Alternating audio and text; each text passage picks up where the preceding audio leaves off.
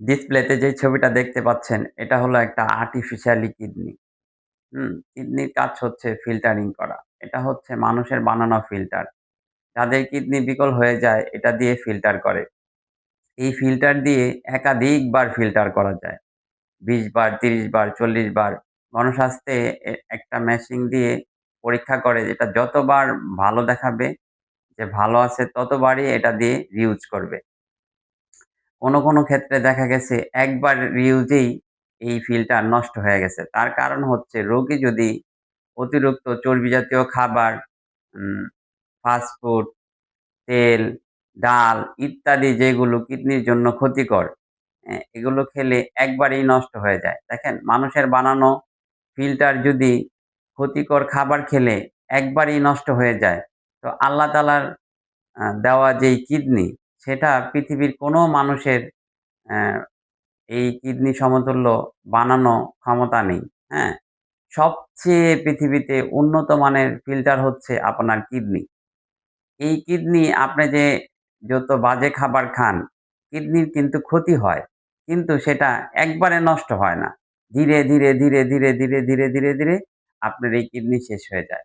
যখন শেষ হয়ে যায়, এই কিডনি ভালো করার কারো ক্ষমতা নেই। হ্যাঁ? মৃত্যুর আগ পর্যন্ত আপনার এই কিডনি এ ডায়ালাইসিস বা ট্রান্সপ্লান্ট, হ্যাঁ? আপনার ওষুধ খেয়েই যেতে হবে।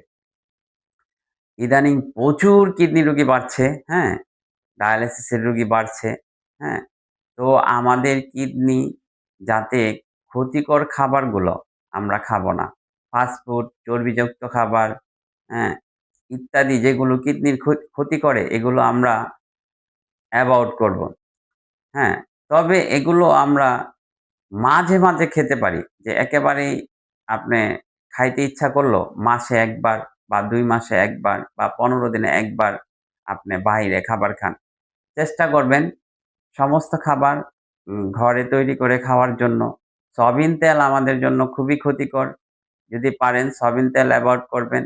আমি আপনার সূর্যমুখী তেল খাই, সরিষার তেল খাই। হুম? যতটুক সম্ভব আমি মাসে ১ বার আ হয়তোবা ২ বার বাহিরে খাবার চেষ্টা করি। সবসময় ন্যাচারাল খাবার চেষ্টা করবেন। আপনার কিডনি যত্ন নিন, কিডনি আপনার যত্ন নিবে। আপনার কিডনি ভালো থাকুক এটাই আমার কামনা। আমার কথাগুলো শেয়ার করে দেন। উম সবাইকে সচেতন করে দেন।